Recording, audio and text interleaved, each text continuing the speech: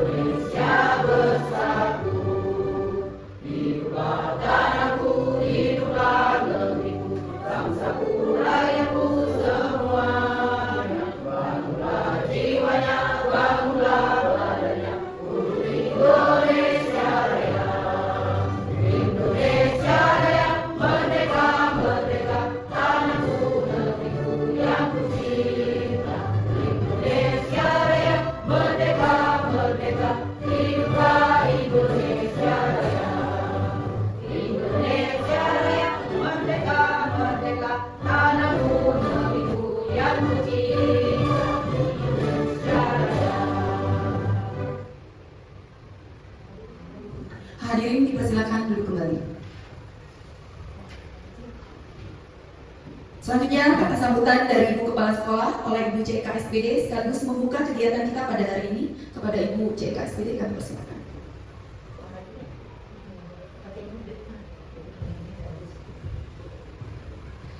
Assalamualaikum warahmatullahi wabarakatuh. Waalaikumsalam warahmatullahi wabarakatuh.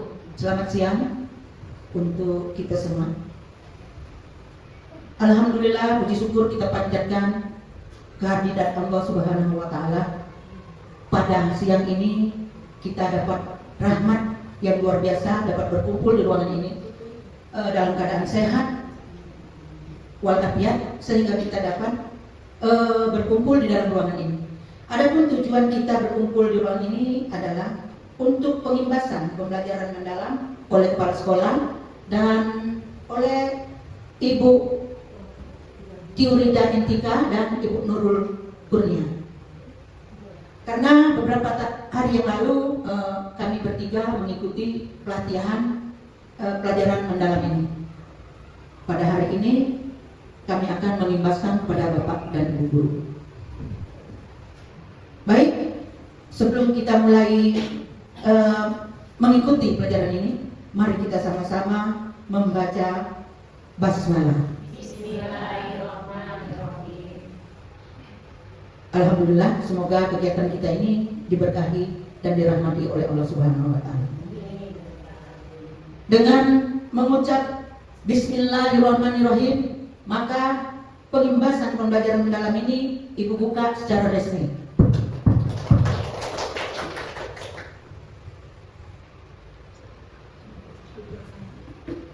Ibu akhiri dengan ucapan wabillahi taufiq wal hidayah. Wassalamualaikum warahmatullahi wabarakatuh. Waalaikumsalam warahmatullahi wabarakatuh. Terima kasih kepada Ibu CK SPD selaku Kepala Sekolah. Selanjutnya pembacaan doa yang akan dipimpin oleh Pak Dodi. Pada Pak Dodi kami persilakan. Baik, Assalamualaikum warahmatullahi wabarakatuh. Waalaikumsalam warahmatullahi wabarakatuh. Untuk menambah keberkahan pada hari ini, mari kita sama-sama berdoa dengan mengucapkan lafaz Basmalah. Bismillahirrahmanirrahim. Al-Fatihah. A'udzubillahi minasyaitonirrajim. Bismillahirrahmanirrahim. Alhamdulillahirabbil alamin. Arrahmanirrahim. Maliki yaumiddin. Iyyaka na'budu wa iyyaka nasta'in. Ihdinas siratal mustaqim. Siratal ladzina an'amta 'alaihim ghairil maghdubi 'alaihim waladdallin. Amin. Alhamdulillahirabbil alamin. Hamdan syakirin, hamdan na'imin, hamdan yu'affi ni'amahu wa yukaffiru mazidah. Ya Rabbana lakal hamdu kama yanbaghi li jalalika wa wajhika wa karimi sultanik. Allahumma shalli ala sayyidina Muhammad wa ala sayyidina Muhammad. Allahumma ighfir li wa li walidayna warhamhuma kama rabbayani shaghira. Allahumma inna nas'aluka salamatan fid din wa afatan fil jasad wa jannatan fil ilmi wa barakatan fi rizqi wa taubatan qabla maut wa rahmatan dal maut wa maghfiratan ba'da maut. Allahumma hawwin alaina fi sakratil maut wa najatan lana wal afaina fi hisab. Rabbana la tuzigh qulubana ba'da idh hadaytana wa hab lana min ladunka rahmatan innaka antal wahhab. Rabbana atina fid dunya hasanah wa fil akhirati hasanah wa qina adzabannar. Subhana rabbika rabbil izzati amma yasifun wa salamun alal mursalin walhamdulillahi rabbil alamin. Wassalamualaikum warahmatullahi wabarakatuh. Ya, terima kasih Pak Dodi. Selanjutnya, pengimbasan pembelajaran mendalam yang akan disampaikan oleh pemateri kita. Yang pertama, Ibu CK SPD, dilanjutkan oleh Ibu Nurul Hidayah SPDGR, dan yang terakhir oleh Ibu Tiurida Intika SPDGR. Kepada Ibu CK kami persilakan.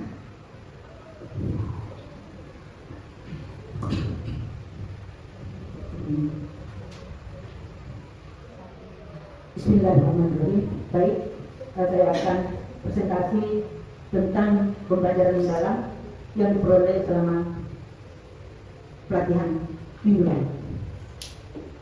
Pengertian pembelajaran mendalam.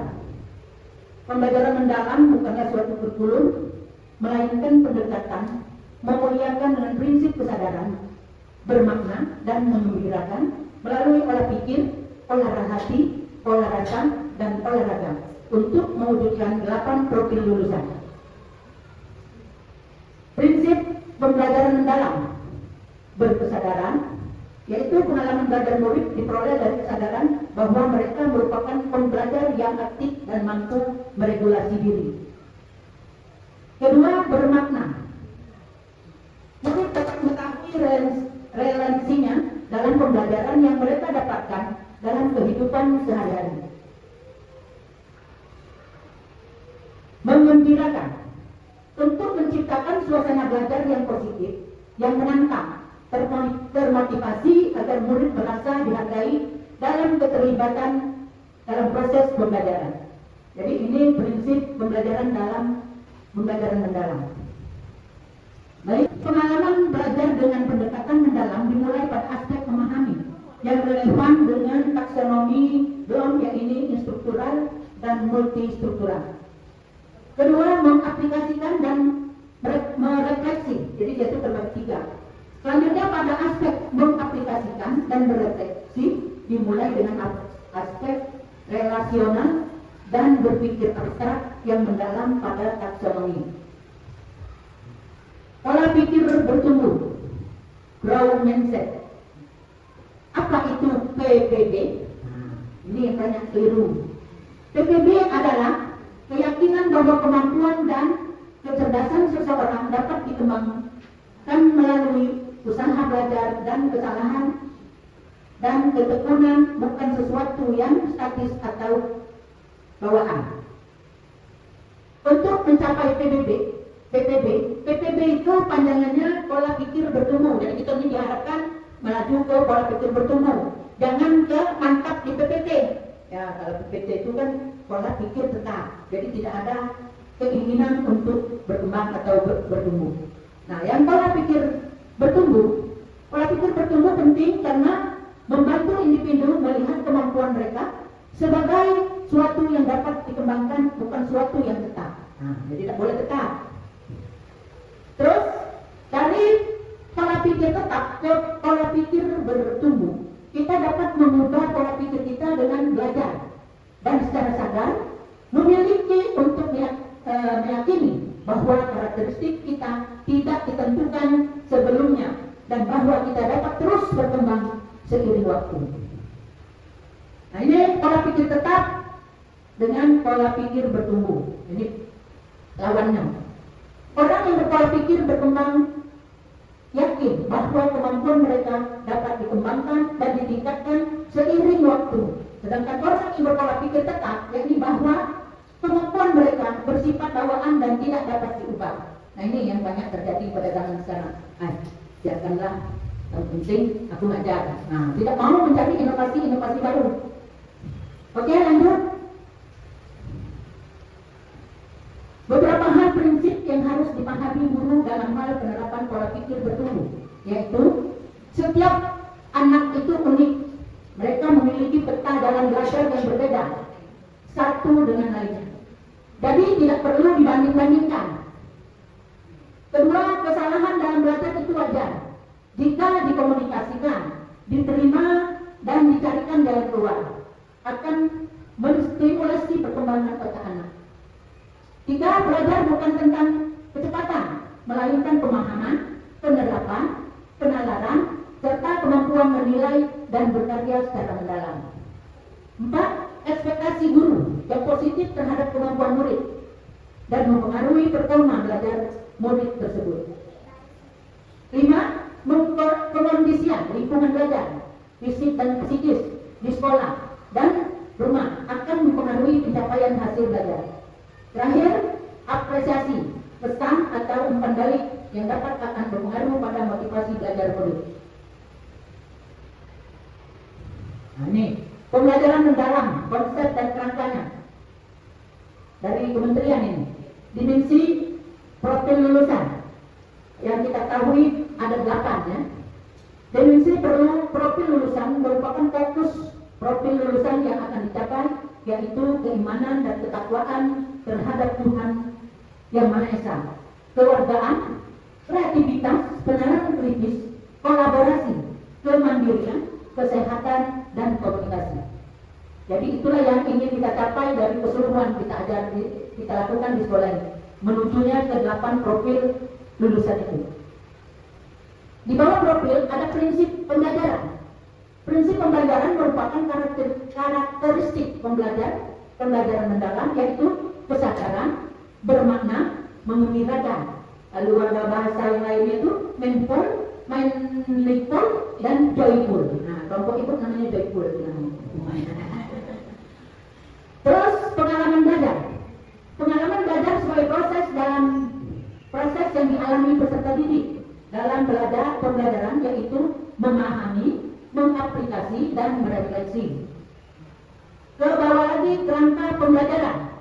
Kerangka pembelajaran sebagai panduan sistematis dalam menyusun desain pembelajaran, yaitu praktek pedagogis, kemitraan pembelajaran, lingkungan pembelajaran, dan pemanfaatan digital. Nah, jadi keseluruhan yang kita lakukan di sekolah ini berpatokan ke 4 macam tadi.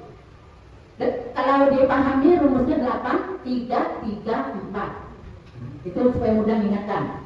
Ada yang di bawah SPT, 8, 3, 3, 4. 8 dimensi profil lulusan, 3 prinsip pembelajaran, 3 pengalaman belajar, 4 kerangka pembelajaran. Jadi nanti kalau menyusun RPT modul ajar berpatokan ke 4 inilah. Ya, oke, lanjut. Komentar penyelarasan visi, misi, dan tujuan. Penyelarasan visi, misi, dan tujuan adalah langkah strategis untuk mendukung pembelajaran dalam. Visi, misi, dan tujuan bukan sekedar sebagai administrasi, tetapi sebagai pengembangan satuan pendidikan.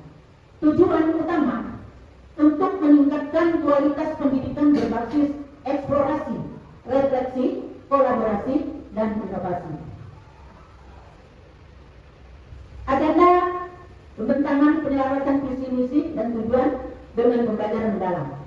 Visi, tujuan yang jelas, konsep pembelajaran mendalam, keterkaitan antara visi dan pembelajaran, strategi implementasi yang berkesan. Nah, makanya Ibu waktu di sana, Ibu PA kan Bu Ika sama Bu Wiwin, benar gak visi misi kita sudah benar belum? Karena visi dan visi itu harus menuju ke 8 dimensi tadi, minimal 2 yang dimasukkan, itu paling sedikit, bisa 3 ditambah. Nah, kita lihat visi misi kita, kan kita kemarin sudah kita bahas dengan pengawas dan dengan wali murid Ketua komite kita tidak bisa hadir karena sudah operasi mata.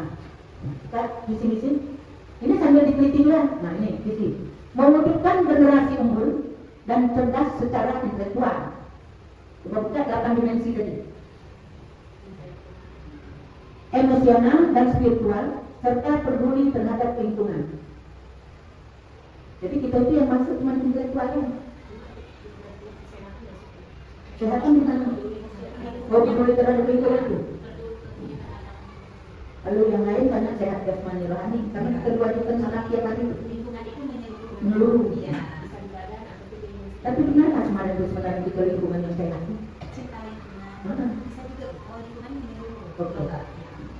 Mudah-mudahan kayaknya diterima di dinas ini, visi misi kita lagi teliti oleh Pak. Cuma salah lembarnya. Lanjut. Ini misi mengembangkan kecerdasan intelektual. Nah, misi ini kan untuk mencapai visi tadi. Emosional, spiritual melalui pembelajaran mendalam, berkesadaran, bermakna dan menggembirakan. 2. Menanamkan nilai-nilai karakter luhur yang jujur, disiplin, tanggung jawab, peduli dan cinta tanah air. 3. Menumbuhkan kreativitas dan kemandirian murid melalui kegiatan intrakurikuler, kurang kena, co-kurikuler dan ekstrakurikuler. 4. Mewujudkan suasana belajar yang aman, yang itu kurang betul, nyaman, sehat dan inklusif. 5. Menemukan budaya sekolah pengukuran yang positif dengan menerapkan 7 kebiasaan anak Indonesia hebat. Masuk kalau bakal visi. Memperoleh hurufnya tuh karena hebat. Mulai. Visi, misi dan tujuan 5 tahun ke depan, jangka panjang ya. Menghasilkan lulusan pembelajar sepanjang hayat dan yang beriman, bertakwa, berakhlak mulia, mandiri, bernalar kritis, peduli, berdaya juang tinggi, cinta tanah air, bangga pada budaya bangsanya, tanggung tenggang rasa. Untuk 3 tahun depan, membentuk karakter pembelajar sepanjang hayat berdasarkan 8 dimensi profil lulusan, memfasilitasi murid untuk mengembangkan keragaman potensi, minat dan bakat serta kecerdasan. Yang 1 tahun, jangka pendek, mengembangkan budaya sekolah yang sehat melalui kegiatan senam pada 100% murid yang diselenggarakan baik dalam bentuk tatap muka atau dalam bentuk kegiatan proyek. Masih meraih prestasi minimal 1 lomba kompetensi akademik maupun non akademik minimal tingkat kabupaten.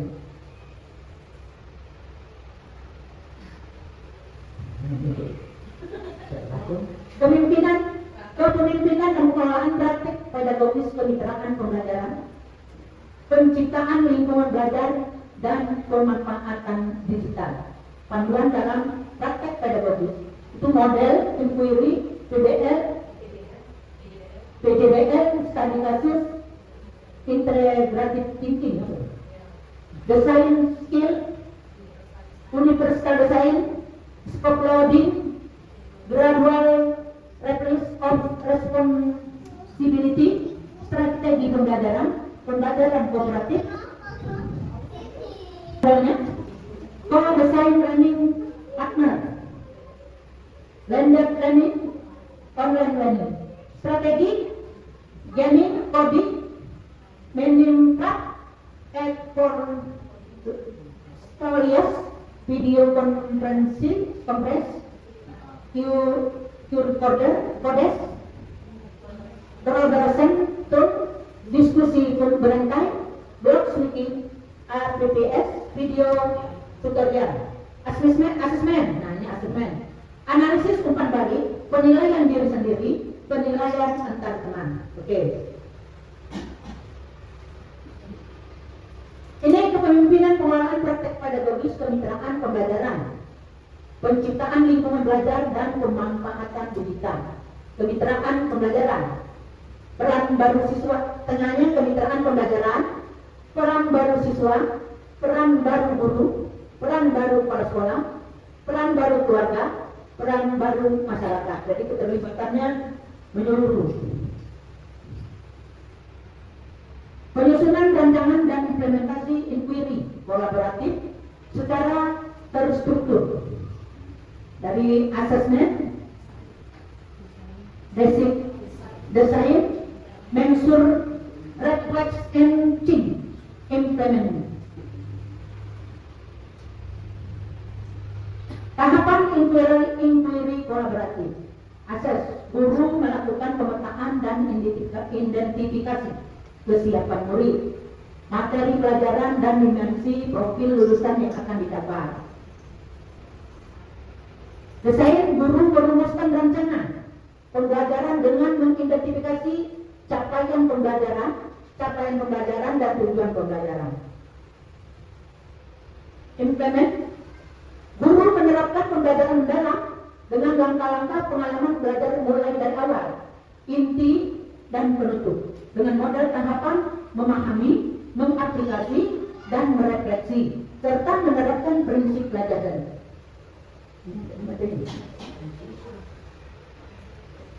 Mensur refleksi, guru merancang asesmen yang sesuai, kemudian melakukan refleksi dan rencana perubahan atau tindak lanjut.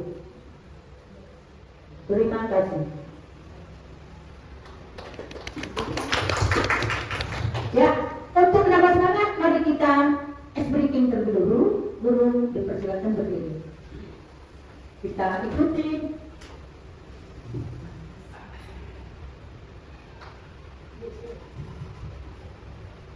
Tepuk 1, Yes. tepuk 2, Oke. tepuk 3, Semangat. tepuk 4, Konsentrasi. tepuk 5, Bangga. tepuk fokus. Ingat.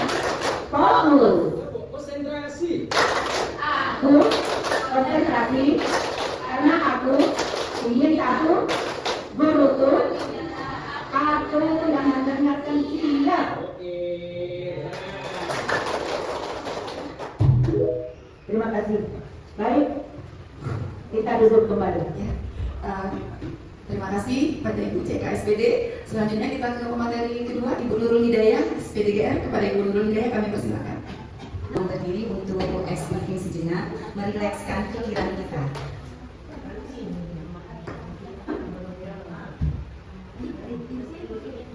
Biasa beli maju ke depan, jadi instruktur. Kita mulai. Oke, siap. Semua gerak ya. Oke.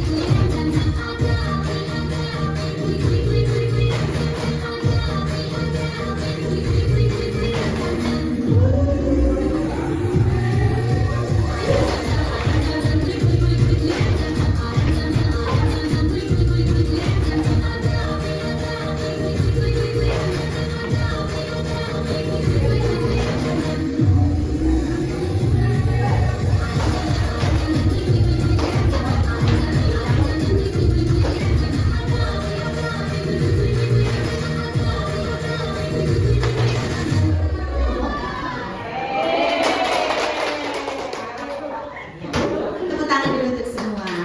Lagi, yang ceria dong.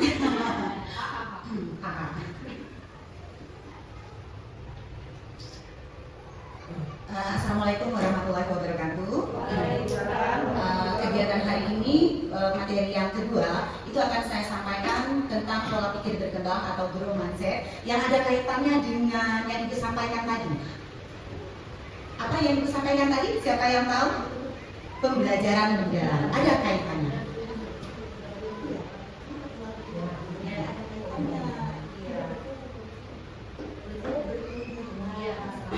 Oh iya, maaf, Bapak Ibu, itu pola pikir bertumbuh atau growth mindset. Nanti yang ada kaitannya dengan pembelajaran mendalam atau deep learning.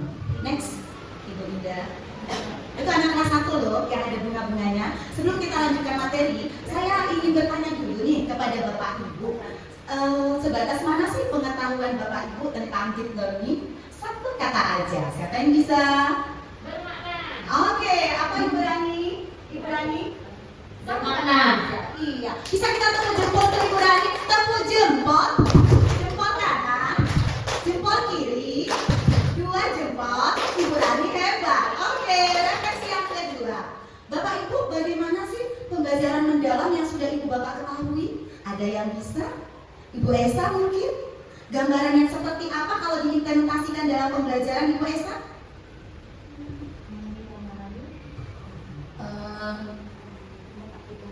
Memahami, menggunakan alat peraga,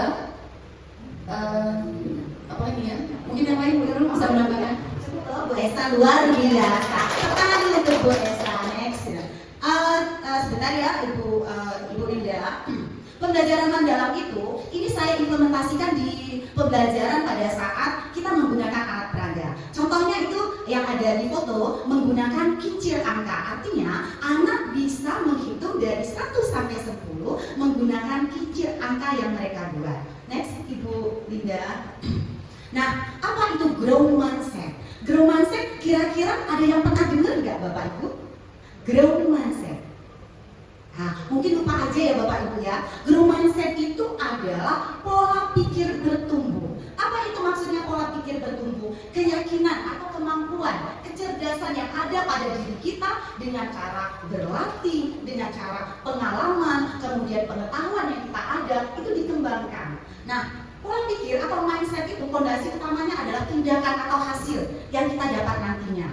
Apa itu mindset kita? Kalau misalnya mindset kita sudah menyerah atau pola pikir kita sudah menyerah, apa akibatnya? Hasil kita tidak memuaskan, ya kan? Iya, pola pikir itu Bapak Ibu sebenarnya mindset is everything. Artinya pola pikir itu adalah segalanya. Saya ambil contoh tuh, ada anak kelas 1 yang sebenarnya pembelajaran itu belum sama sekali terkadang belum diketahuinya. Tetapi karena pola pikirnya bertumbuh, pola pikirnya berkembang, dia berani untuk mencoba. Ternyata itu hasilnya luar biasa. Sampai lomba karate ke tingkat itu loh, internasional di Jogja dan mendapatkan juara 1 medali emas. Luar biasa. Oke, next. Nah, growth mindset itu ada 2 loh jenisnya. Yang pertama, pola pikir bertumbuh. Yang kedua adalah pola pikir tetap atau biasa disebut dengan growth mindset dan fixed mindset. Ada suaranya loh, fixed mindset dan growth mindset itu. Yang saya bilang tadi, kalau growth mindset artinya menantang. Apapun kemampuan yang kita ada akan kita hadapi. Kesulitan dan kesulitan itu dihadapi dengan cara apa? Belajar dengan pengalaman. Kalau suara fixed mindset itu dia selalu menyerah loh Bapak Ibu. Contoh fixed mindset itu bagaimana coba Bu Eri? Fixed mindset yang saya tahu, dia tidak mau mencoba hal yang baru karena dia yakin pada diri sendiri, dia tidak mau melakukannya. Oh, iya, tepuk tangan dulu.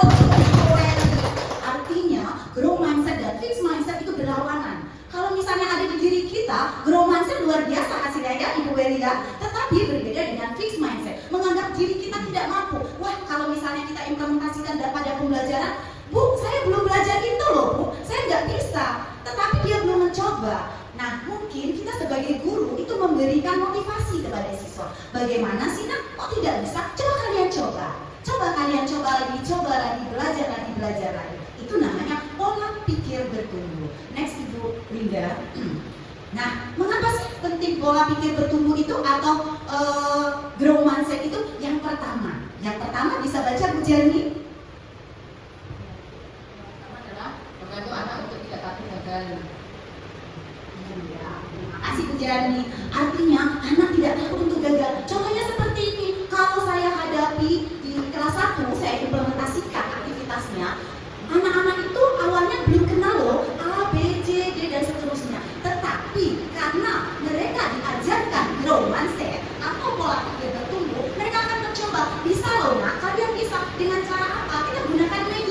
media pembelajaran yang bersifat edukasi. Di sini saya ambil bisa kita menggunakan alat peraga atau bisa juga dengan bernyanyi. Coba nak, kalau misalnya kalian belum membayangkan ABC itu bagaimana, minimal kalian bisa menyebutkan A, B, C sampai Z dengan cara bernyanyi. Bisa Ibu Pak Dodi nyanyi ABC itu gimana sih? A B C D E F G H I J K L M N O P Q R S T U V W X Y Z. Pak Dodi, ya tadi awalnya saya nggak tahu loh ABC itu bagaimana. Saya tidak membayangkan ABC itu bagaimana. Tapi karena pola pikirnya bertumbuh, dia mencoba bernyanyi pun cukup, nggak apa-apa, nggak masalah. Yang penting dia sudah membayangkan, sudah memahami A sampai Z. Next Ibu Indah. Nah, ini yang saya bilang tadi, pola pikir bertumbuh ada kaitannya dengan pembelajaran mendalam. Bapak Ibu, mungkin ini sudah kita terapkan sih di keseharian kita, tetapi belum maksimal. Nah, untuk setelah pemaparan pembelajaran mendalam ini, mungkin Bapak Ibu lebih sedikit aktif untuk pembelajaran mendalam dengan cara melibatkan anak-anak dalam aktivitas pembelajaran. Next Ibu Indah. Sebelum kita tahu apa itu pembelajaran mendalam, kita harus paham dulu apa tuh pembelajaran mendalam. Ada yang bisa jawab pembelajaran mendalam itu apa, Ibu Desi? Pendekatan yang memuliakan dengan menekankan pada dalam penciptaan suasana belajar dan proses pembelajaran yang berkesadaran atau mindful dan bermakna atau meaningful dan menggembirakan atau joyful melalui proses olah pikir, olah rasa, olah hati, dan olah daya. Iya, luar biasa. Siapa sih ini sebenarnya yang menjadi model pembelajaran mendalam? Ternyata jagoannya Bu Desi. Di sini kita lihat dari gambar bahwa anak-anak itu sadar pembelajaran itu penting, kemudian menggembirakan. Kita ajak dia kerana pembelajaran mendalam dengan cara apa? 4O, olah pikir, olah rasa, olah hati, dan olahraga. Next Ibu Linda. Nah, sebelum kita lebih dalam masuk ke pembelajaran mendalam, apa sih tujuan pembelajaran mendalam itu? Ada yang bisa bantu saya, Ibu Lisa? Baik Bu Nurul, terima kasih. Tujuan pembelajaran mendalam yang pertama adalah membentuk pelajar yang beriman dan bertakwa kepada Tuhan Yang Maha Esa. Yang kedua, mengembangkan kemampuan berpikir kritis dan kreatif. Ketiga, menumbuhkan kemandirian dan kolaborasi. Keempat, meningkatkan kesadaran kewargaan dan kesehatan. Dan terakhir, membentuk karakter dan kompetensi melalui proses yang aktif dan reflektif. Ya, luar biasa. Terima kasih Bu Lisa. Artinya ini sudah masuk ke dalam 8 dimensi lulusan ya. Tapi ini hanya gambaran kecilnya saja. Next Ibu Linda. Nah, sebelum kita mengetahui ada 3 pendekatan loh di pembelajaran mendalam yang paling penting sekali. 3 elemen itu, yang pertama adalah berkesadaran. Apa sih bahasa Inggrisnya Ibu Esa? Berkesadaran? Mindful. Iya, mindful. Terima kasih Bu Esa. 3 elemen utama itu Bapak Ibu pasti sudah tahu semua. Yang pertama berkesadaran, bermakna dan menggembirakan. Kita bahas satu-satunya. Ayo lihat semua. Berkesadaran atau mindful, di mana siswa berkesadaran, penuh, fokus dan terlibat langsung dalam pembelajaran yang ia jalani. Artinya dia masuk ke ranah pembelajaran yang akan kita sampaikan. Contohnya bagaimana? Saya ambil nih pembelajaran matematika ya Bu Vera ya. Contohnya seperti ini. Anak-anak, kalau kita mau belajar konsep keliling pada persegi, coba kalian lihat sih di sekeliling kalian itu apa yang berbentuk persegi? Mungkin dijawabnya. Contoh persegi di keliling kalian itu apa sih? Oh, iya, ada meja kata Bu Vera. Ternyata meja dan ubin sama nggak semua sisinya? Iya. Nah itu yang dikatakan dengan berkesadaran. Artinya mereka itu sadar. Oh ternyata persegi itu meja. Apakah saya letakkan kepada Bapak Ibu? Apakah meja termasuk persegi Bapak Ibu? Bagaimana Bapak Ibu? Masuk. Oh ya. Oh mungkin kalau misalnya mejanya mempunyai sisi-sisi yang sama ya Ibu ya. Oke luar biasa. Tetapi Bapak Ibu, mantap Ibu Penny. Tetapi Bapak Ibu sebenarnya ya konsep mencari keliling persegi itu bisa kita lakukan di luar atau di dalam ruangan. Kalau misalnya di dalam ruangan, itu kita lihat Upin. Gimana sih nak kalau misalnya kita mau menghitung keliling keliling persegi pada Upin? Loh Bu, dari arah sini, arah depan, kemudian ke arah samping, ke arah belakang, ke arah sisi kanan. Nah itu keliling ya Bu namanya. Itu sudah mengajak anak untuk sadar. Oh ternyata kita menghitung keliling itu bisa dengan cara menghitung sisi-sisinya saja. Atau bisa juga kita menemukan konsep pembelajaran yang lain. Berikutnya ada bermakna atau meaningful. Apa sih meaningful itu?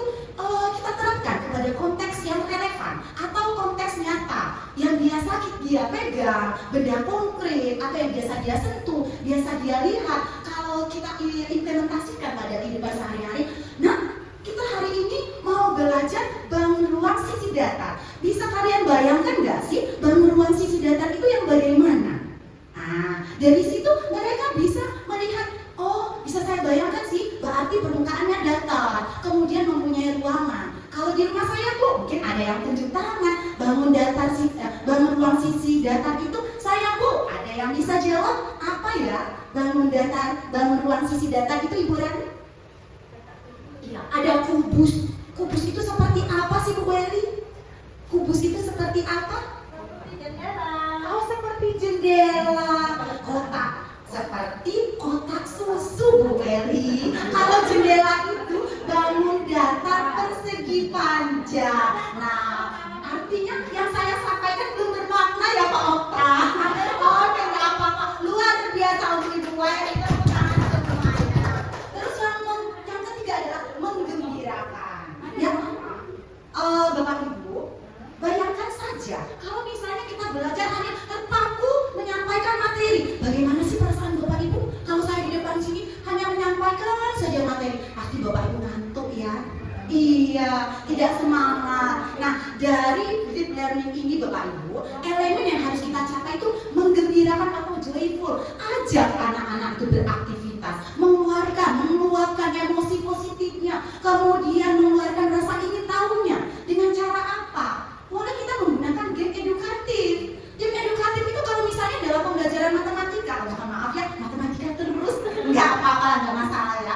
Nah di sini kalau saya lihat itu ada game edukatif yang seperti Casleri, dan mungkin Bu Bibi tahu ya, pura-pura nggak tahu aja. Casleri itu Castle and Geometry. Ya, di sini Bapak Ibu, ini hanya sederhana saja. Castle itu istana ya Bu Bibi ya. Iya, dari istana, beberapa istana itu, kemudian ada bangun datar, hanya dimasukkan saja bangun datar ruang segitiga, bangun datar kubus, bangun ruang balok dan lain sebagainya. Artinya dari video edukasi itu mereka mengikuti atau mereka masuk ke dalam pembelajaran tersebut. Oke, lanjut Ibu Linda. Nah, tadi kita sudah membahas 3 elemen: berkesadaran, bermakna, dan menggembirakan. Kemudian ada kaitannya loh dengan diri kita. Yang pertama itu adalah pola pikir. Pola pikir itu bagaimana si anak itu memecahkan masalah dengan pikirannya, dengan memahami tadi bagaimana dia implementasikan pada pembelajaran. Berikutnya ada pola rasa. Bagaimana sih anak itu berestetika dengan kita? Bagaimana tata cara dia dengan kita? Kemudian bagaimana empatinya dengan sesama temannya, atau bisa juga dengan menghargai keindahan, tidak merusak benda-benda yang ada di dalam kelas, itu sudah termasuk dengan olah rasa. Berikutnya ada olah hati. Olah hati itu lebih dari kepekaan loh Bapak Ibu. Peka terhadap temannya mungkin yang tidak punya pensil. Ini loh saya punya pensil. Nah itu melibatkan olah hati. Kemudian olahraga. Olahraga yang biasa kita lakukan setiap hari Sabtu ya Pak Dodi ya. Iya, untuk meningkatkan atau menjaga kesehatan fisik, tubuh, dan melalui kegiatan jasmani. Next, Ibu Linda. Dari 3 elemen berkesadaran, bermakna, dan menggembirakan, kemudian ada 4 O, olah hati, olah rasa, olah pikir, kemudian olahraga. Ternyata endingnya ke sini loh. Iya, endingnya kemana Bu Jani? Ke 8 dimensi. Iya, ke 8 dimensi profil lulusan. Yang pertama adalah, bisa bantu saya Pak Okta? Yang pertama, Iya. ya, beriman dan bertakwa kepada Tuhan Yang Esa. Ya, yang kedua pada Pak Uta dilanjutkan. Oh, boleh. Terima kasih. Ternyata mau yang pertama aja ya. Oke, tepuk tangan dulu sih buat Pak Uta, luar biasa. Kalau yang pertama aja ternyata nggak sampai habis, luar biasa. Ya, 8 dimensi profil lulusan itu yang pertama keimanan dan ketakwaan kepada Tuhan Yang Maha Esa. Kalau kita implementasikan ya diantaranya tadi berdoa sesudah dan sebelum pembelajaran, kemudian sebelum makan MBG ya kita baca doa dulu. Itu sudah kita terapkan 8 dimensi profil itu. Kemudian kewargaan Pak Dodi, pada saat kita selesai olahraga kita menyanyikan lagu Indonesia Raya, atau bisa juga di keseharian kita ya Pak Okta ya, menggunakan bahasa Indonesia yang baik dan benar. Oke, yang ketiga ada kreativitas. Kreativitas tadi sudah saya perlihatkan loh, murid saya itu melihatkan alat peraga, kincir angin, angka yang berbentuk kincir angin 1 sampai 10. Itu adalah kreatif mereka. Bisa juga mereka membentuk alat-alat peraga yang lain, misalnya pohon baca dan lain sebagainya. Kemudian penalaran kritis. Penalaran kritis ini bisa juga kita ajak anak-anak itu keluar ke lingkungan luar, ya. Bisa juga kita menjadikan anak itu penjelajah tumbuhan loh Mbak Esa, biar dia nggak bosen di dalam kelas. Yuk anak-anak kita bentuk kelompok ya, satu kelompok bisa 3 atau 4 orang, kita menjelajahi tumbuhan yang ada di luar. Misalnya ada pohon jambu, ada bunga lidah buaya. Di sana kita bisa menanyakan kepada siswa, loh, nah bagaimana sih perbedaan antara daun yang satu dengan daun yang lainnya? Di sana dia akan kita dari pertanyaan tersebut kita sudah memancing anak untuk berpikir kritis. Kemudian kolaborasi pasti sudah tahu semua kita ya, membentuk kelompok dalam pembelajaran. Kemandirian artinya anak pada saat kita memberikan tugas, anak-anak mengerjakannya dengan mandiri tanpa bantuan sahabatnya atau teman lain. Berikutnya kesehatan. Nah kesehatan ini Bu Ramanya nggak ada. Biasanya kita ada program di puskesmas, ya. Bu Eli periksa gigi gratis, kemudian ada lagi periksa telinga dan lain sebagainya. Kemudian komunikasi ini Bapak Ibu sangat penting sekali loh, apalagi peran kita sebagai guru. Komunikasi itu ada 2, verbal dan non-verbal. Artinya kalau kita lagi mengajar Bapak Ibu ada masalah di rumah, bisa dibawa-bawa Bapak Ibu, ya. Karena apa? Kita ke sekolah ini pengennya anak-anak itu menjemput kita dengan ceria.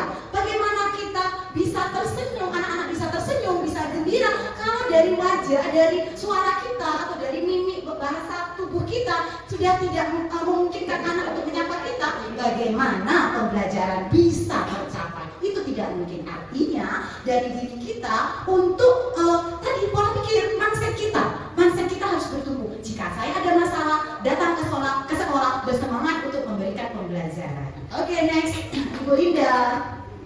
Ya, kerangka pembelajaran pada pembelajaran mendalam itu ada 4. Yang pertama adalah praktek pedagogis. Praktek pedagogis itu apa sih? Praktek yang mana? Pedagogis itu artinya apa? Bapak Ibu, pedagogis ada yang bisa? Pedagogis itu mendidik Bapak Ibu. Ya, bagaimana cara kita mendidik siswa agar pola pikirnya atau mereka aktif dalam bereksplorasi dalam pembelajaran, kerja kelompok dan memecahkan masalahnya sendiri. Kemudian yang kedua adalah lingkungan pembelajaran. Lingkungan pembelajaran yang bisa mendukung pembelajaran itu diantaranya perpustakaan. Alhamdulillah ya Ibu, kita punya perpustakaan yang luar biasa, bukunya banyak sekali. Kemudian kita punya ekosistem pembelajaran yang kuat, ya. Kemudian ada lagi kemitraan pembelajaran. Nah, untuk membangun kemitraan ini ada beberapa hal Bapak Ibu yang harus kita perhatikan. Yang pertama adalah peserta didik dengan gurunya. Bagaimana cara kita berkomunikasi dengan peserta didik kita agar dia menyenangi kita, otomatis akan menyenangi pembelajaran yang akan kita berikan. Kemudian peran orang tua, artinya kita akan berkolaborasi dengan orang tua.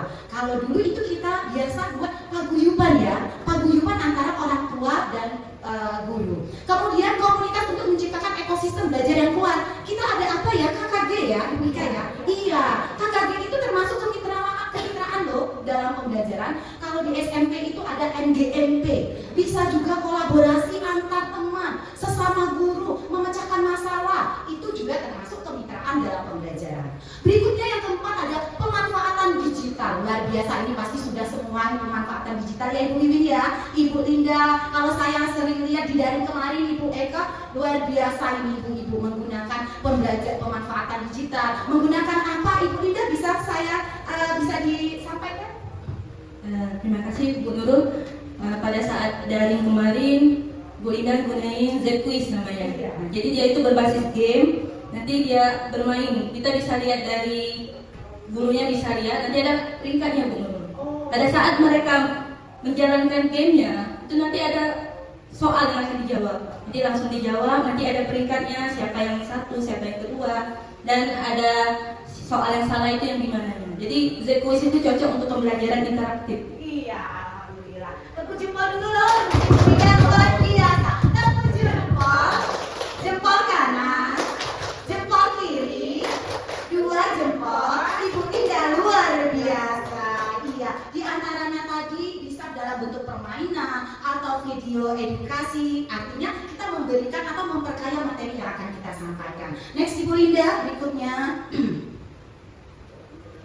Ya, peran guru. Apa sih peran guru dalam deep learning? Itu ada 3. Ini 3 ini saya hemat-hemat aja ya Bapak Ibu. Sebenarnya peran guru itu banyak sekali dalam deep learning. Yang pertama, peran guru itu menyusun pembelajaran yang kontekstual dan kolaboratif. Artinya yang nyata, konkret, yang bisa dipegang, yang bisa dilihat, yang bisa disentuh. Bagaimana sih implementasinya pada pembelajaran? Nah, anak-anak, yuk kita keluar yuk. Kita keluar anak-anak yang tertib ya. Kita bentuk anak-anak menjadi 4-5 orang yang heterogen. Jangan pintar semua Bapak Ibu. Kalau pintar semua bahaya. Nanti yang lain nggak bisa jawabnya. Nah di sana kita akan mengajak mereka menjadi penjelajah tumbuhan. Minta mereka mengamati jenis bunga, mengamati jenis benda yang sudah ditemuinya, bentuk bunga dan lain sebagainya. Yang kedua, peran guru di dalam pembelajaran mendalam yaitu menjadi fasilitator dalam proses berpikir kritis dan reflektif. Artinya kalau sudah kita bawa anak-anak keluar tadi, dia bisa mengamati serangga di taman, kemudian melihat bagaimana air mengalir. Bisa juga kita ajukan pertanyaan. Bagaimana sih bentuk pertanyaannya? Siapa yang bisa bantu saya? Ibu Pera mungkin? Biar mereka berpikir kritis, atau Ibu Ika bisa bantu saya bagaimana sih mereka berpikir kritis pada saat kita bawa ke lingkungan nyata yang kontekstual? Ya, jadi salah satunya biar mereka berpikir kritis, kita itu memberikan satu masalah. Nah, jadi dari permasalahan tersebut, anak-anak boleh, misalkan Bu Nurul, silakan anak-anak kalian mencari 4 bentuk daun gitu. Nah, bentuk daun kan banyak, ada yang menjari seperti itu. Nah, nanti anak coba dicari. Kalau menurut kalian ya bagaimana? Apakah ada perbedaan apa sama semua seperti itu? Jadi dari sana mereka dapat melihat, belajar kritis bahwa daun itu tidak hanya satu bentuk. Gitu. Iya, luar biasa Ibu Ika, kasih tepuk tangan dulu buat Ibu Ika. Bisa juga mungkin pertanyaan sederhana ya, karena di tempat kita itu kan ada air ya Ibu Ika ya, ada air. Mungkin dari air itu, loh nak, kenapa sih? Bagaimana sih proses air itu mengalir? Mungkin ada yang menjawab, mungkin hanya ketawa.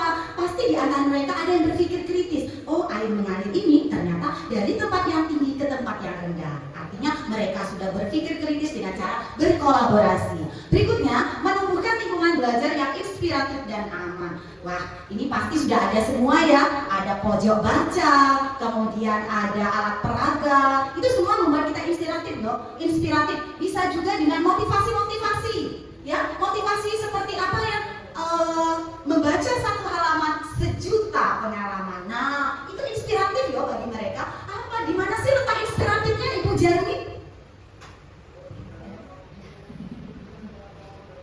Misalkan ada tulisan bener ya. Iya. Nah, jadi anak itu bisa berpikir, oh iya tulisan itu mengandung arti seperti Iya, itu. betul. Terima kasih Bu Jani, luar biasa ya. Artinya mereka bisa berpikir positif dan memotivasi dirinya bahwa oh kalau saya baca 1 lembar ternyata banyak sekali ya pengalaman yang saya dapat. Next Bu Linda. Nah, dari sekian banyak tadi yang sudah saya paparkan, dari pola pikir bertumbuh, pola pikir tetap, kemudian deep learning, itu akan menuju pada akhirnya ya, pada akhir pembelajaran. Pengennya kita apa sih peserta didik kita? Pengennya kita membentuk anak bangsa yang berkualitas, ya kan Bapak Ibu? Iya, dari yang kita tata dari kelas 1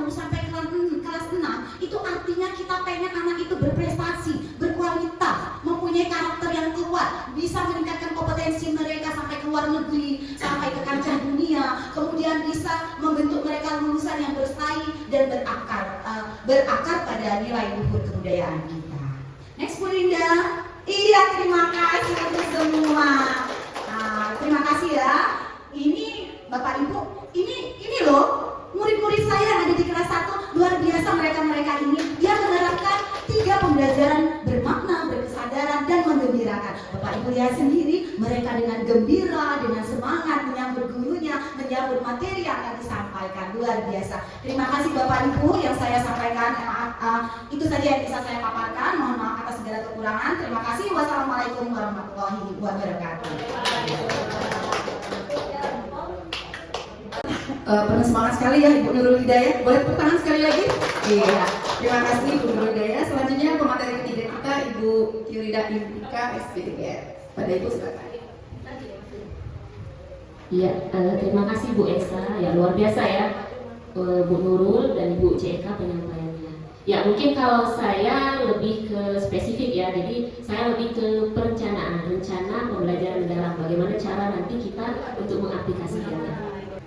Jelaskan dulu, ya boleh mungkin Bu Nurul, maju Bu Nurul, ya sama-sama ya Bapak Ibu ya, semangat Bapak Ibu, ya materinya lumayan penting. Semua kita bergerak bersama. Kanan, kiri, kiri, kiri, kiri, ke kanan, ke kiri, ke kanan, ke kiri, boleh, maju, maju, maju, maju, mundur, ke depan, ke belakang, ke depan, ke belakang, coba, boleh. Terima kasih. Nanti ya. Ya terima kasih Bapak Ibu. Ya baiklah saya melanjutkan pengimbasan pada hari ini. Ya untuk pengimbasan ini saya melanjutkan dari materi Bu Nurul. Jadi Bu Nurul tadi dia membahas tentang modul 1 pola pikir bertumbuh, dan yang kedua itu konsep dan kerangka kerja. Nah untuk saya lanjut Bu Linda, modul 3 dan 4. Ya, di sini terlihat modul 3 dan 4 itu pembahasannya 4-5. Yang ketiga itu prinsip dan pengalaman belajar. Yang keempat itu asesmen, dan yang kelima itu perencanaan pembelajaran. Ya, di sini sudah dijelaskan oleh Ibu Kepala Sekolah dari terkait gambar dari pembelajaran mendalamnya gitu. Lanjut Bu Linda. Nah, di sini masuk pembahasan modul 3 terkait prinsip pembelajaran dan pengalaman belajar. Lanjut Bu. Ya, di sini tadi sudah belajar terkait 3 prinsip. Ya, jadi 3 prinsip itu boleh siapa yang bisa menyebutkan apa yang tadi prinsip yang sudah dijelaskan oleh Ibu CK tadi? Bu Weli, bisa bantu? 3 prinsip berkesadaran, bermakna, menggembirakan. Iya. Ya, jadi coba kita tepuk salut dulu ke Bu Weli. Tepuk salut. Salut, salut. Salut, salut. Salut, salut. Salut. Oke, terima kasih. Jadi tadi sudah dijelaskan oleh Bu Nurul ya terkait prinsip pembelajaran mendalam. Tadi masih ingat apa yang dijelaskan Ibu CK terkait kodenya Bu ya tentang pembelajaran mendalam? Ada yang masih ingat? Angkanya ada 8, ya 3, 4. Nah yang kita bahas ini terkait yang sudah tadi 8 dimensi ya, profil lulusan. Kalau yang kedua itu apa tadi? Prinsip. Nah ini prinsipnya, jadi akan saya bahas.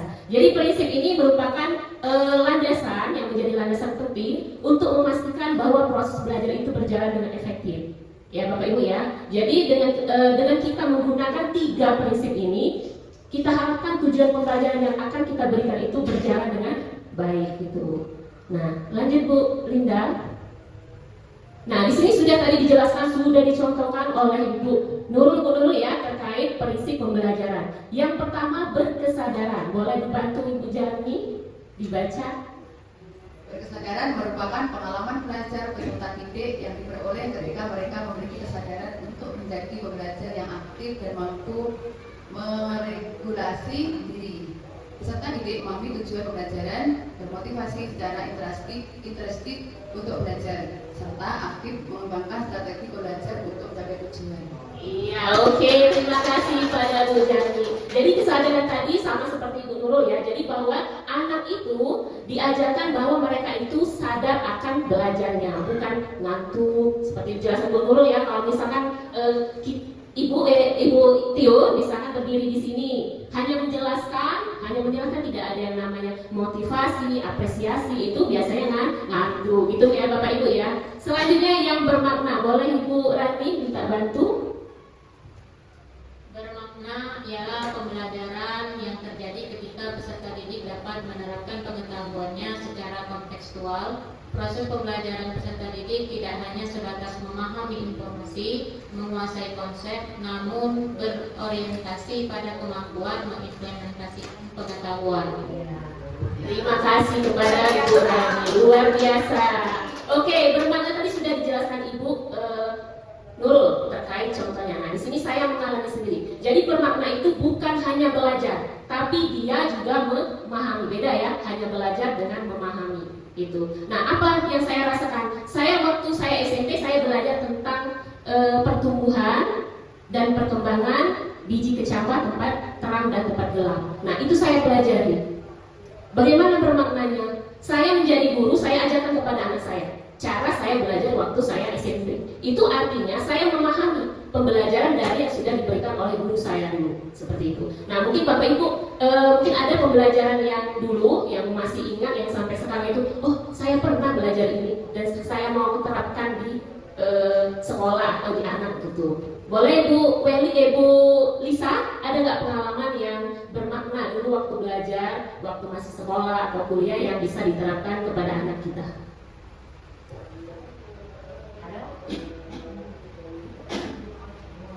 Bermakna bagi Ustaz. Ya boleh. Ada yang bisa bantu selain Ibu Lisa? Pak Dodi mungkin dari olahraga biasanya lebih bagus. Oke. Jadi yang sampai saat ini masih diterapkan karena di olahraga itu pasti ada pemanasan, ya. Karena di waktu saya kuliah pemanasan itu memang benar-benar harus diterapkan, wajib, harus benar dan diikuti oleh semuanya. Jadi bukan hanya gerak, tapi geraknya harus benar. Nah, jadi sampai sekarang saya terapkan kepada anak didik saya supaya benar-benar dalam pemanasan itu bukan hanya bergerak, tetapi harus gerakannya itu harus benar. Gitu. Terima kasih Bu. Iya, luar biasa. Coba kita kasih tepuk wow. Kasih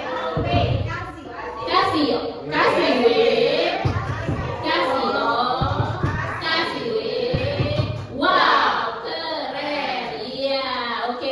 Jadi tadi Pak Dodi sudah melaksanakan yang namanya bermakna. Jadi belajar itu tidak hanya kita sudah belajar hari ini sudah pulang, tapi kita harus memahami, harus mengingat gitu. Nah, bedanya mengingat itu hanya sekilas, tapi kalau memahami itu insya Allah kapanpun akan selalu ingat. Seperti contoh Pak Dodi tadi. Jadi kalau pemanasan itu wajib Pak Dodi ya, apalagi untuk misalkan olahraga bola kaki misal. Kalau tidak ada pemanasan takutnya ya nanti terjadi cedera gitu. Gitu Pak Dodi ya. Oke, terima kasih. Selanjutnya mengembirakan. Boleh dibantu mungkin Ibu Esa.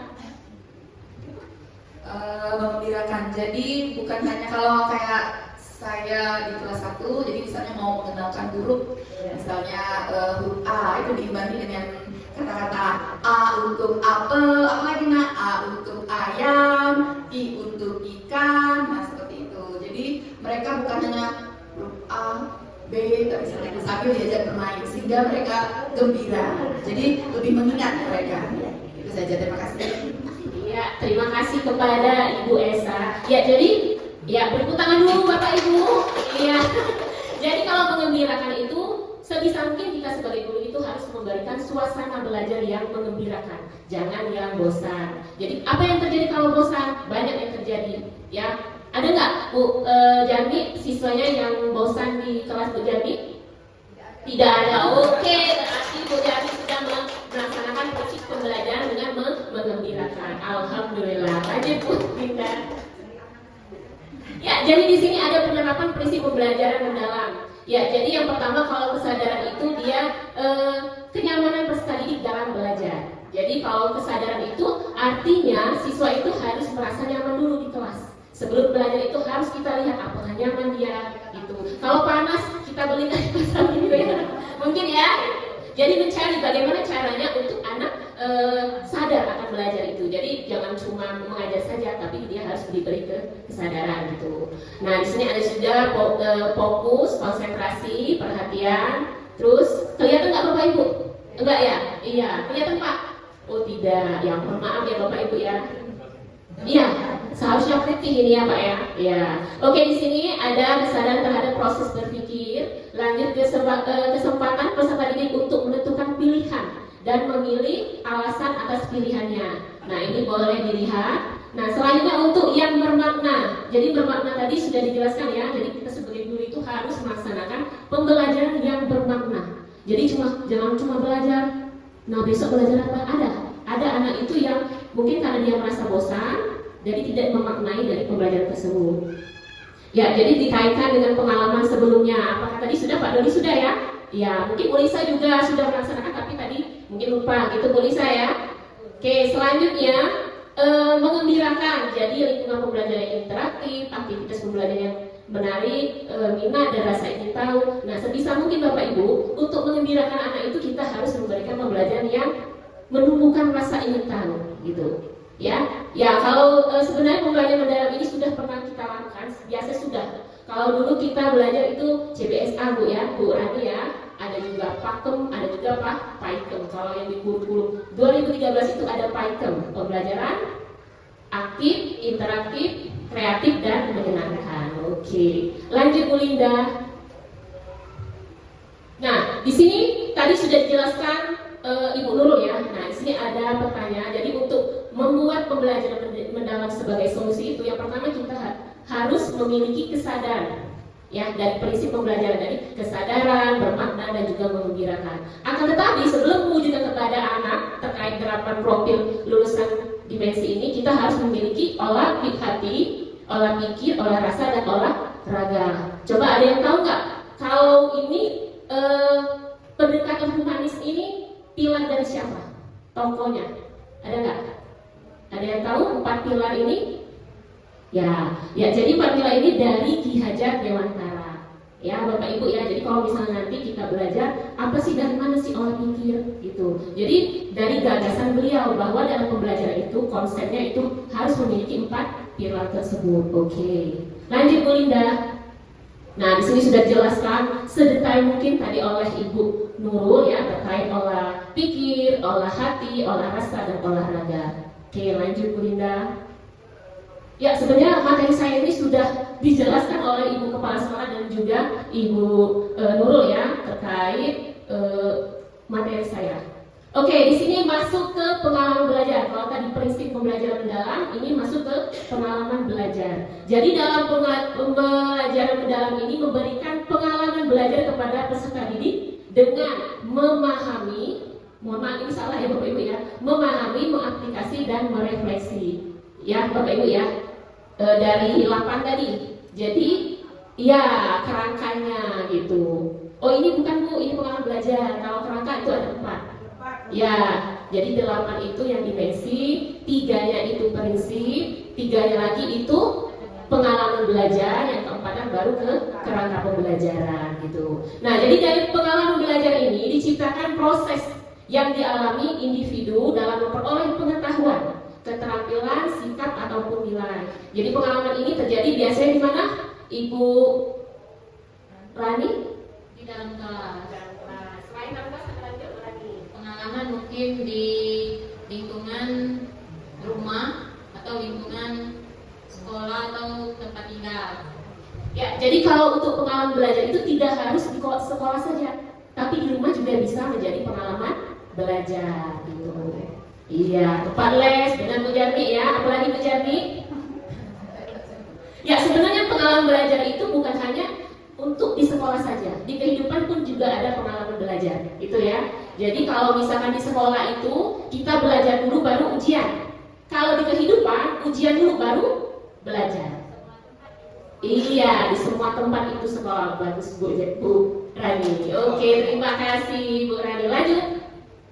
Nah, di sini ada pengalaman belajar, jadi ada memahami, mengaplikasi, dan merefleksi. Jadi untuk memahami ini bertujuan untuk membangun kesadaran peserta didik terhadap tujuan pembelajaran, mendorong peserta didik untuk aktif mengkonstruksi pengetahuan agar peserta didik dapat memahami secara mendalam, baik itu konsep, materi, atau sumber dan konsepnya, itu konteksnya.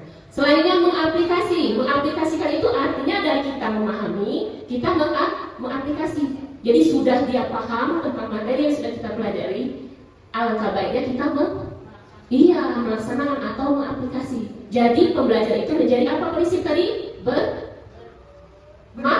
Iya. Ya Bapak Ibu ya. Ya, jadi kalau sudah mengaplikasi itu, kalau ibarat kita tuh percobaan atau eksperimen kan itu lebih diingat daripada cuma menjelaskan teori seperti itu. Iya. Oke, selanjutnya merefleksi. Biasanya Bapak Ibu di sekolah merefleksi nggak? Ada nggak refleksi diri untuk anak seperti itu? Iya. Jadi untuk pengalaman belajar itu mulai dari sudah dia memahami, mengaplikasi, lanjut kita merefleksi. Jadi merefleksi itu hasil dari proses kita pembelajaran. Jadi jangan lupa Bapak Ibu kalau belajar harus merefleksi. Jadi jangan cuma anak saja yang direfleksi, tapi kita dulu juga harus merefleksi. Oke, selanjutnya Bu. Ya, selanjutnya di dalam pengalaman belajar ini ada karakteristik. Nah, di sini banyak ya karakteristiknya itu. Yang pertama untuk memahami itu menghubungkan pengetahuan baru dengan pengetahuan yang sebelumnya. Ya, kalau saya biasanya belajar itu kalau IPA itu lebih konstruktisme gitu. Jadi menghubungkan antara pengetahuan baru dan pengetahuan sebelumnya. Terus yang selanjutnya menstimulasi proses berpikir peserta didik, menghubungkan dengan konteks nyata dalam kehidupan sehari-hari, ya. Terus yang keempat mengkonstruksi pemahaman melalui pengalaman belajar, ya. Boleh Bapak Ibu lihat ada beberapa, ada eksploratif, ada kolaboratif. Jadi untuk memahami itu karakteristiknya itu ada yang bermacam. Juga dengan mengaplikasi. Jadi mengaplikasi itu hampir sama dengan memahami. Jadi menghubungkan pengetahuan yang baru dengan pengetahuan sebelumnya. Ya. Yang selanjutnya merefleksi itu memotivasi diri sendiri. Jadi kalau kita melakukan refleksi itu biasanya kita akan memotivasi diri sendiri agar lebih baik. Begitu juga dengan anak. Jadi anak itu ditanya, apakah kalian hari ini senang belajar? Bagaimana perasaan kalian hari ini? Gitu. Biasanya Bapak Ibu melaksanakan ya. Saya lihat juga saya pribadi dan juga Ibu Jani melaksanakan yang namanya refleksi itu. Lanjut Ibu Lin. Nah, di sini Bapak Ibu kita di kurikulum sebelumnya menggunakan taksonomi Bloom. Nah, kalau di pembelajaran mendalam ini kita menggunakan taksonomi Solo. Apakah sudah pernah mendengar terkait taksonomi Solo? Ya, jadi sekarang itu berbeda ya. Jadi kalau dulu di kurikulum yang sebelumnya kita menggunakan taksonomi Bloom, kalau sekarang itu menggunakan taksonomi Solo. Kalau dulu ada tingkatannya C1 sampai C6.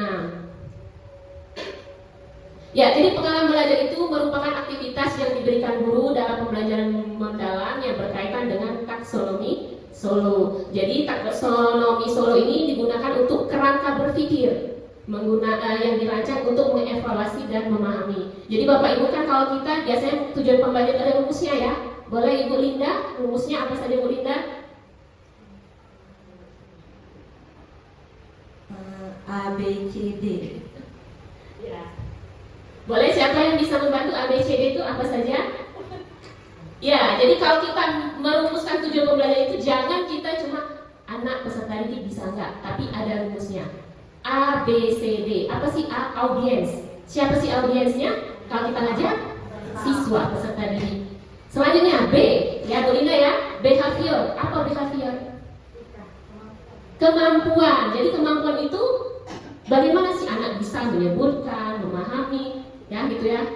Terus C, condition, kondisi. Misalkan nih kalau bisa anak sudah dapat menyebutkan apa kondisinya. Misalkan kita belajar tentang fotosintesis. Jadi peserta didik dapat menyebutkan proses fotosintesis. Lanjut, degree-nya apa? D itu degree.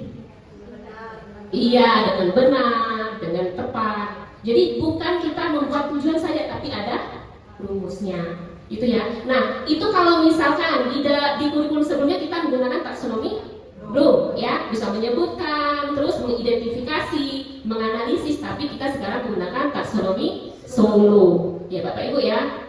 Ya lanjut Bu Linda, di sini ada ya, ada prastruktural, unistruktural, multistruktural, relasional, berpikir abstrak yang mendalam. Jadi ini Bapak Ibu. Nah, taksonominya. Ini taksonominya dulu. Jadi kalau dulu kan ada tingkatan, ya. Jadi dia sudah masuk ke uni, mengingat itu sudah masuk ke uni, terus memahami multistruktural. Kalau rasional dia masuk ke menetapkan dan menganalisis. Yang terakhir anak sudah bisa kalau dulu mengevaluasi dan menciptakan, tapi sekarang anak harus dituntut untuk berpikir abstrak yang mendalam. Nah di sini sudah pengalaman belajarnya. Jadi kalau uni, struktural dan multi itu termasuk kepada memahami. Anak baru bisa memahami. Biasanya memahami ini terjadi pada anak yang baru kelas 1 gitu, kelas 2. Jadi kalau menganalisis ini biasanya tingkat lebih tinggi, dan juga kalau merefleksi itu dia sudah menganalisis gitu ya Bapak Ibu ya. Biasanya kalau kelas 6 itu dia berpikirnya sudah kritis gitu. Oke, selanjutnya. Nah, jadi ini boleh terlihat ya Bapak Ibu ya. Ya, jadi taksonomi solo itu dikembangkan oleh John Beach dan Kevin College pada tahun 1982. Jadi taksonomi ini membantu guru untuk menilai kualitas hasil belajar peserta didik berdasarkan tingkat pengetahuannya atau pemahamannya. Nah, tadi saya jelaskan prastruktural itu dia tidak memahami materi. Biasanya ini berada di tingkat TK ya. Kalau kita mungkin kelas 1 itu sudah uni struktural, memahami satu aspek gitu. Nah, lanjut multi struktural itu memahami beberapa aspek tanpa menghubungkan. Nah, biasanya itu terjadi di kelas 2 ya, 2 dan 3 ya biasanya ya. Nah, terus rasional menghubungkan berbagai aspek secara komprehensif, dan yang terakhir berpikir abstrak itu dia sudah menerapkan pemahaman dalam konteks baru. Lanjut Bu Linda. Nah, jadi di sini taksonomi solo itu memiliki tujuan. Yang pertama memahami sejauh mana kedalaman pemahaman telah dicapai. Yang kedua merancang aktivitas belajar yang mendorong siswa untuk naik ke tingkat pemahaman yang lebih kompleks. Dan yang terakhir memberi umpan balik yang lebih tepat sasaran berdasarkan level pemahaman. Lanjut Bu Linda. Iya, ini baru asesmen. Ya, Bapak Ibu mungkin kita sudah mempelajari terkait asesmen ya di kelas. Jadi untuk menentukan anak itu biasanya juara, kita harus melakukan asesmen. Nah, biasanya asesmen itu tidak hanya prosesnya saja, tapi ada asesmen awal dan juga asesmen akhir. Oke, nah di sini pengembangan asesmen dalam pembelajaran mendalam itu ada 2, formatif dan sumatif. Boleh dibantu Bu Wiwin kalau formatif itu berada di kegiatan mana? Ya baik, jadi kalau formatif itu setiap selesai satu subbab materi, sedangkan kalau sumatif itu biasanya di akhir semester, baik itu semester gaji atau semester genap. Oke, coba kita kasih tepuk salut. Salut, salut. Salut, salut. Salut, salut. Salut. Iya, terima kasih Bu Wiwin.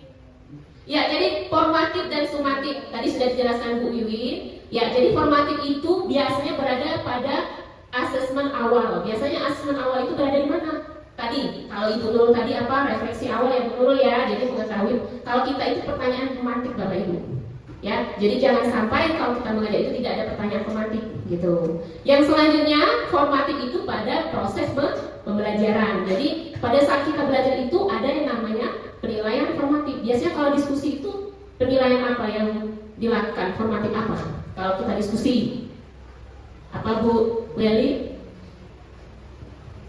Diskusi. Nanti kita menilai formatif dari segi observasi. Ya, jadi lebih ke tekniknya observasi ya. Jadi kalau kita mengajar dalam proses pembelajaran itu bukan cuma kita duduk, nak lari ke ini, bukan, tapi ada proses juga yang harus kita lakukan. Kalau diskusi itu biasanya ada observasinya, ada keterampilannya gitu. Ya Bapak Ibu ya. Lanjut ke sumatif, dijelaskan Bu Wiwin tadi ya. Jadi sumatif itu biasanya dilakukan pada akhir pembelajaran gitu. Oke. Lanjut Bu Linda. Ya, di sini Nah, di sini sudah terlihat ya. Jadi asesmen formatif itu berada di awal pembelajaran dan di dalam proses pembelajaran. Sedangkan sumatif itu biasanya itu dilakukan pada saat selesai. Kita mau ujian itu baru dilaksanakan pembelajaran asesmen sumatif, kenaikan kelas dan juga kelulusan dari sekolah. Oke, selanjutnya Bu Linda. Ya, jadi dalam asesmen dalam pembelajaran mendalam itu hanya dua, autentik dan juga holistik. Jadi kita harus melakukan pembelajaran mendalam itu, kalau melakukan formatif dan sumatif itu harus menerapkan atau mendekatkan pada autentik dan holistik. Lanjut Bu Linda. Nah, di sini tadi ya, Ibu Wendy ya. Jadi asesmen formatif itu ada di assessment as learning dan juga assessment for learning. Ya, contohnya kalau misalkan nih kita assessment learning itu free assessment atau lihat kemajuan belajar siswa, apakah sebelum belajar itu dia tahu tentang pemahaman tentang materi yang akan kita pelajari. Nah, untuk yang for learning boleh di sini ada misalkan perbaikan proses pembelajaran sudah, jadi untuk belajar ya kalau for itu. Nah, kalau sumatif itu berada pada assessment of learning ya. Contohnya apa yang biasa kita lakukan kalau mau ujian? Apa Bu Esa?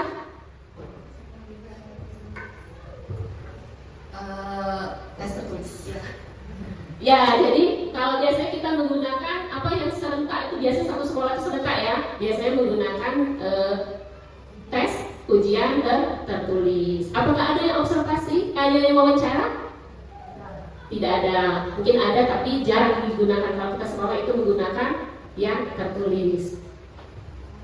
Oke, contohnya ini ada teknik asesmen, ada observasi, proyek. Jadi ada kinerja, tertulis, penilaian diri. Jadi penilaian diri ini terhadap kita guru, gitu, melakukan evaluasi pada diri sendiri.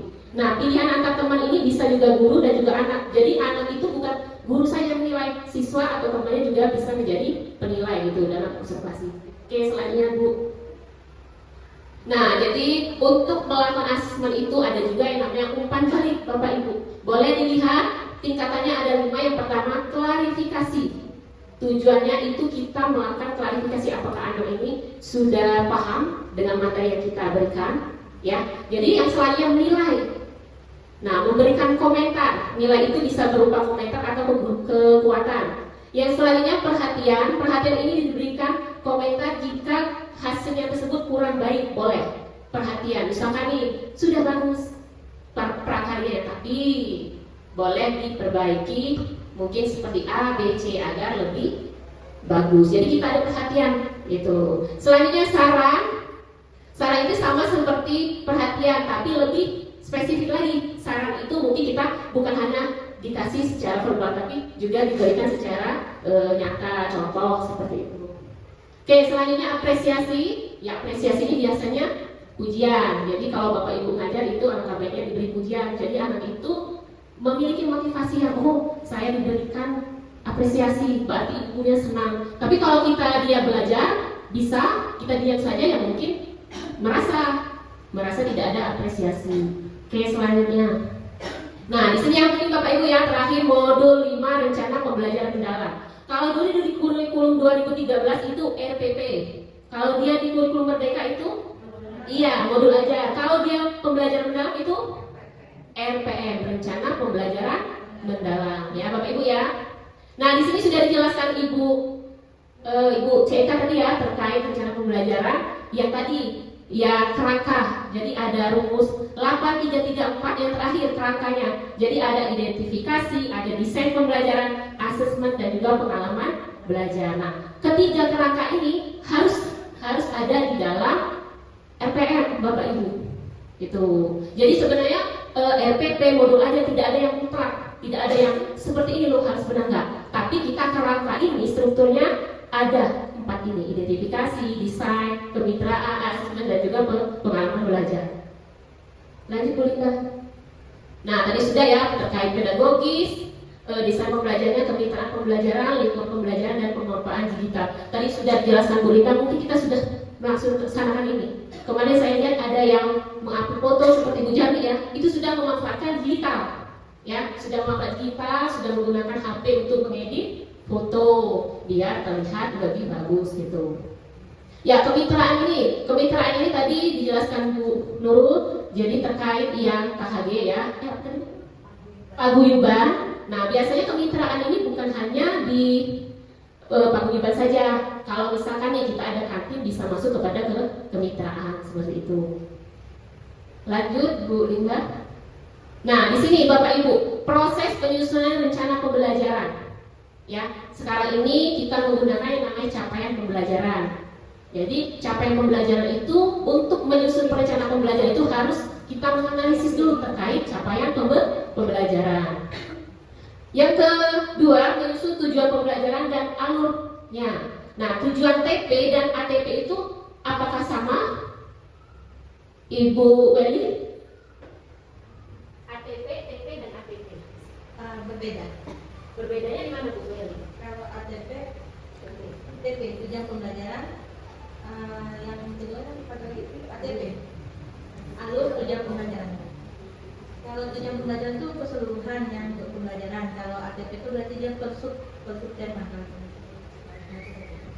Ya, beri tepuk tangan untuk Ibu Weli. Ya, jadi kalau kita dulu istilahnya kalau silabus itu biasanya kita apa? Kalau sekarang itu silabus itu kata lainnya untuk merdeka itu apa Bu?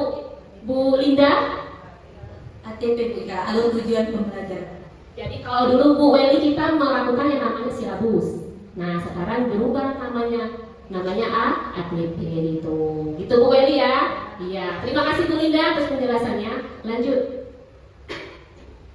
Nah, di sini ada rencana pembelajaran atau komponen minimum perencanaan pembelajaran. Jadi Bapak Ibu di identitas itu jangan lupa harus ada 8 profil lulusan. Ya, kita tidak harus semuanya ada, cukup 2 saja misal. Takutnya kalau banyak itu nanti penilaian juga banyak gitu. Jadi sesuaikan dengan materinya. Tapi di dalam RPM itu harus ada identitasnya, itu profil lulusannya gitu. Itu ya Bapak Ibu ya. Terus tujuan pembelajarannya, jadi tuliskan tujuan pembelajaran yang mencakup kompetensi dan konteksnya gitu. Nah, ini yang desain pembelajarannya ya. Jadi nanti RPM kita itu ada 3 ini kerangka atau ada desain pembelajarannya. Ada praktek pedagogisnya itu seperti apa. Terus kemitraannya, apakah pembelajaran kita itu ada mitranya seperti itu. Terus lingkungan pembelajarannya bagaimana yang akan kita lakukan dan juga pemanfaatan digitalnya seperti apa gitu. Lanjut. Nah, di sini pengalaman belajarnya Bapak Ibu. Ya, mungkin nanti saya lihatkan ya. Jadi di dalam pengalaman belajar itu harus ada memahami, mengaplikasi dan juga merefleksi gitu. Terus asesmennya. Nah, asesmen ada yang 3 tadi ya. Asesmen as learning, for learning dan of learning ya. Itu wajib untuk asesmen pembelajaran harus ditentukan. Jadi asesmen awalnya itu apa, asesmen prosesnya itu apa dan juga asesmen akhir itu juga apa gitu. Nah, di sini ada contoh RPM. Mana Bu Linda? Boleh dilihatkan? Nah, ini. Ya, ini contoh dari BGTK Bapak Ibu ya. Tidak bisa di-download. Jadi, kalau mau nanti contohnya nanti saya kasih link biar dilihat sendiri. Sudah berulang kali memang dijelaskan sama Pak Ridho Bu Nurul ya kemarin ya. Jadi, materi itu kalau dari BGP itu tidak BGTK itu tidak semuanya bisa di-download. Jadi hanya linknya saja, tidak diperluas gitu. Nah, tapi ini karena pengimbasan, saya berikan contoh. Jadi untuk yang identitasnya tidak terlalu banyak ya Bapak Ibu ya, cukup mata pelajaran, fase atau kelas dan juga alokasi waktu. Nah, identifikasi muridnya bagaimana, tipenya bagaimana untuk melakukan anak itu dalam proses pembelajarannya. Terus lanjut di revisi profil lulusan, tujuannya menggunakan, jangan lupa menggunakan rumus A, B, C, D. Terus praktik pedagogisnya, kalau ini dia menggunakan pembelajaran berbasis proyek. Ya, kemitraannya masyarakat sekitar sekolah, komunitas peduli lingkungan, dinas lingkungan. Ini mungkin terlalu ini ya. Mungkin kita itu apa? Kebersihan Bu ya, kebersihan sekolah mungkin gitu lebih tepatnya. Nah, ini ada perencanaan digital. Jadi perencanaan digital itu misalkan nih kita menggunakan untuk perencanaan menggunakan Canva, terus pelaksanaannya mungkin menggunakan daring. Terus asesmennya hasil dari kegiatan anak mungkin bisa tuh diupload di Instagram, TikTok gitu kan sekarang sudah terkenal. Oke, selanjutnya. Nah, langkah ini ya, langkah pembelajarannya ada yang memahami, bermakna. Lanjut lagi Bu Linda, nanti saya kasih linknya Bapak Ibu ya, kita pelajari sama-sama. Selanjutnya mengaplikasi, merefleksi, menggembirakan, terus mengaplikasi, bermakna dan juga menggembirakan juga. Jadi ini RPM ini bukan hanya sekali, bisa digunakan pertemuannya sampai boleh 5, boleh 6, ya Bapak Ibu ya. Oke, selanjutnya asesmen dan tindak lanjut. Jadi ada asesmen apa tadi? Awal, termasuk pada asesmen formatif. Ada juga asesmen proses. Boleh Bapak Ibu lihat. Inilah contohnya. Jadi Bapak Ibu dijelaskan lagi, kok saya ada kebalik-balik. Yang penting ada 4 kerangka tersebut. Ya, ada identitas, ada profilnya, terus ada desainnya dan juga ada asesmennya. Itu Bapak Ibu. Oke, lanjut kembali Bu Linda. Oke, coba sekarang kita tepuk semangat dulu Bapak Ibu. Iya, tepuk semangat. Semangat. Iya, saya lihat Pak Op. Semangat Pak ya, semangat dulu Pak. Iya, di sini sudah mulai selesai ya Bapak Ibu ya. Di sini sebelum saya menutup pengimbasan hari ini ada refleksi akhir. Nah, di sini ada, boleh dibacakan Ibu Jarni sekalian dijawab Bu Jarni.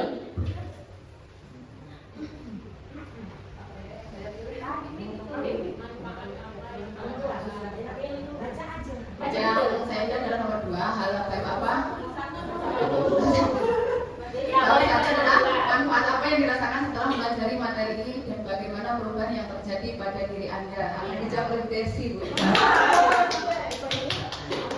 Ya, jadi manfaat yang dirasakan bukan hanya saya secara pribadi, tapi mungkin untuk guru-guru yang lain, bahwa pembelajaran mendalam itu sejatinya itu memang sangat-sangat mendalam ya, bermakna sekali dan mendorong kita untuk lebih lagi aktif menjadi pendidik, bagaimana mencontohkan pembelajaran yang menyenangkan, tidak membosankan, dan bagaimana perubahan yang terjadi.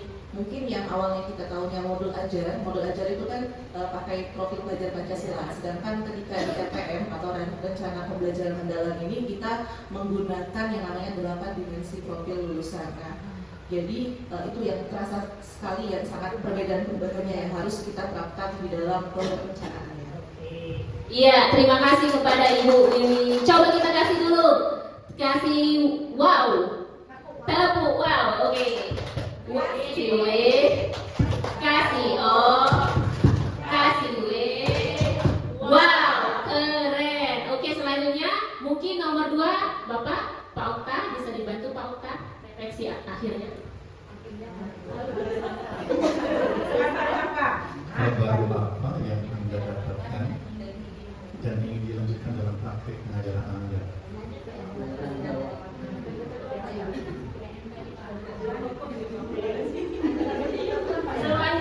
Mudah dilanjutkan.